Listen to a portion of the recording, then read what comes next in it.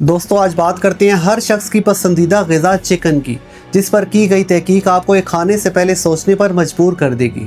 हम सब चिकन खाते हैं, बिरयानी हो, कढ़ाई हो या फिर फ्राई हो, लेकिन क्या आप जानते हैं कि जो चिकन आप खा रहे हैं इससे पहले वो चिकन किन मराहिल से गुजरा है। सबसे पहले बात करते हैं दुनिया की साइंटिफिक रिसर्च की, जो कि दुनिया के रिप्यूटेड रिसर्च सेंटर से इकट्ठी की गई हैं। तो चलिए शुरू करते हैं।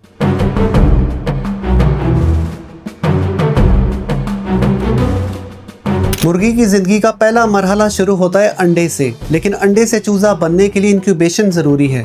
कुदरती तौर पर मादा मुर्गी अंडों पर बैठती है, लेकिन मैसिव डिमांड की वजह से इंक्यूबेटर इस्तेमाल होते हैं। ये मशीन 18 से 21 दिन तक 37.5 डिग्री सेंटीग्रेड टेम्परेचर पर चलकर चूज़े निकालती है। इसके बाद इन चूज़ों को हीट कंट्रोल्ड रूम्स में रखा जाता है, जिसका दर्जा हरारत 33 डिग्री सेंटीग्रेड मुकर्रर किया जाता है। ये इसलिए कि इन चूज़ों को मॉडरेट हीट की ज़रूरत होती है, जो कि इनकी ग्रोथ में मददगार साबित हो। इसलिए इनको हीट प्रोड्यूसिंग बल्ब्स के ज़रिए गर्म रखा जाता है। अभी चूज़ा एक दिन का ही होता है कि इसको NDIB की वैक्सीन कर दी जाती है, ताकि इसको रानीखेत जैसी मोहलक बीमारियों से बचाया जा सके।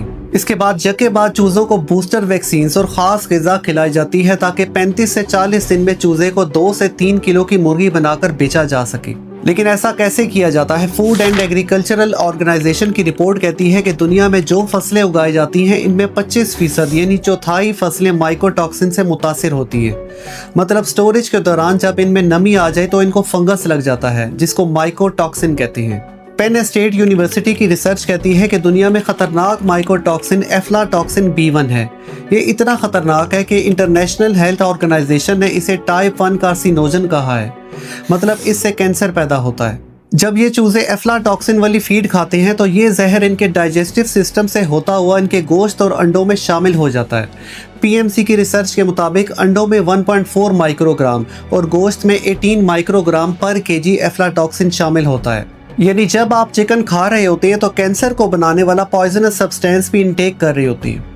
FES की एक और तहकीक में बताया गया कि जब मुर्गियां ये फंगस वाली फीड खाती हैं तो इससे इनकी आंतें, मैदा और मुंह शदीद जरासीम ज़दा हो जाता है। और सबसे ख़तरनाक बात यह है कि ये माइकोटॉक्सिन हज़म होने के बाद भी ख़त्म नहीं होते, बल्कि ये गोश्त और अंडों पे बराह रास्त शामिल हो जाते हैं।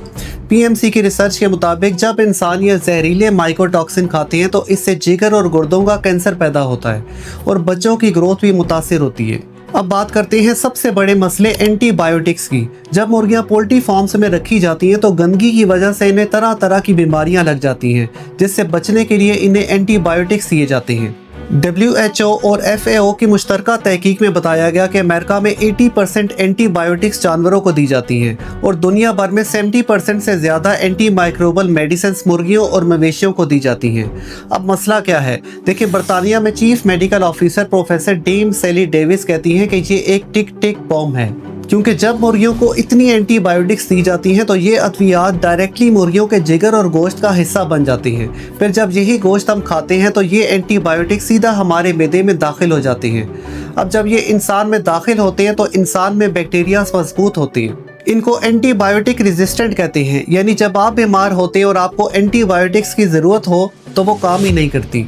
इसकी मिसाल ऐसे है जैसे कंप्यूटर में अगर एंटीवायरस इंस्टॉल कर लिया जाए तो कंप्यूटर पर वायरस असर नहीं करता। इसी तरह चिकन के ज़्यादा खाने से जब इंसान में एंटीबायोटिक रेजिस्टेंट जमा हो जाए तो बीमारी के वक्त खाई गई एंटीबायोटिक मेडिसिन असर ही नहीं करती और मर्ज कम होने की बजाय ज़्यादा हो जाता है। एक दफ़ा एक चिकन प्रोसेसिंग फैक्ट्री में काम करने वाले शख्स को इन्फेक्शन हो गया।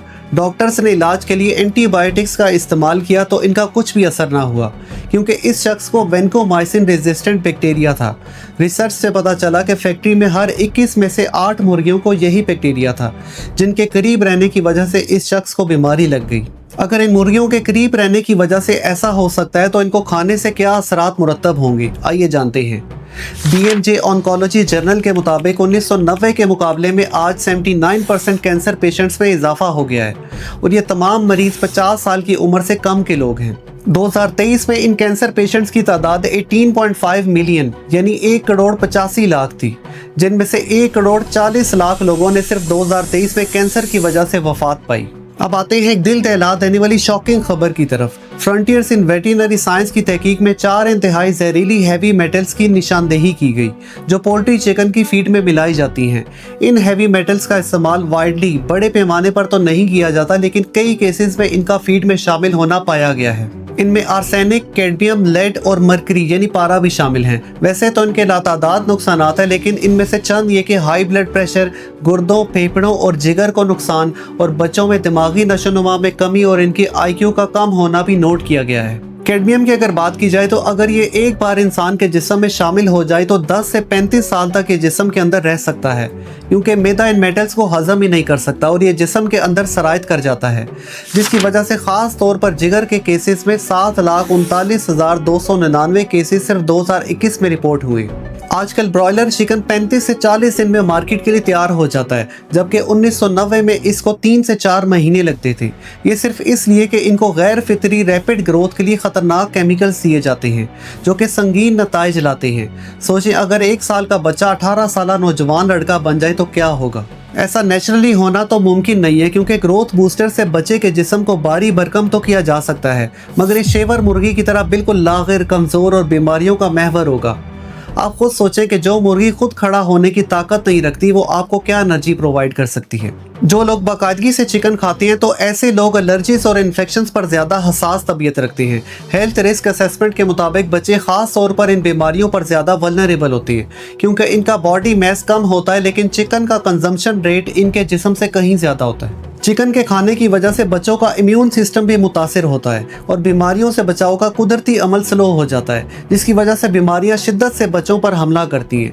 रिसर्च के मुताबिक पोल्ट्री चिकन खाने से बच्चियों में मैच्योरिटी के असरात भी वक्त से पहले नुमायां हो जाती हैं। अब आप यकीनन ये सोच रहे होंगे कि अगर इस महंगाई के दौर में इंसान चिकन भी न खाए तो क्या खाए। इसके 2 हल हैं। एक तो देसी मुर्गी का इंतखाब करें, क्योंकि कुदरती तौर पर नशोनुमा पाई गई मुर्गी में तमाम प्रोटीन्स, मिनरल्स और विटामिन शामिल होती है, जो कि तमाम इंसानों खसूसन बच्चों की ग्रोथ के लिए बेहतरीन चीज़ है। अगर आप महीने में 4 बार पोल्ट्री चिकन खाते हैं तो चाहे इसको 2 बार देसी चिकन पर शिफ्ट कर दें, लेकिन बेहतरीन चीज़ का इंतखाब करें।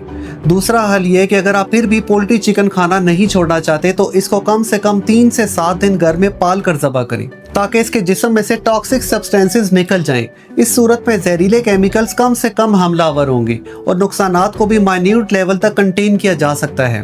तरक्की याफ्ता ममालिक ने इस पर सख्त तरीन कवानीन बनाए हैं। स्वीडन, डेनमार्क, इंग्लैंड और नीदरलैंड ने भी एंटी माइक्रोबियल ग्रोथ प्रोमोटर्स पर सख्त तरीन पाबंदियाँ लगाई हैं।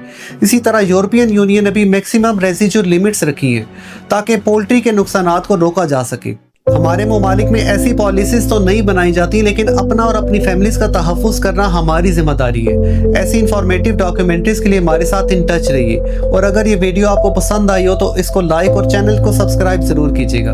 अपना ख्याल रखिएगा। अल्लाह हाफिज़।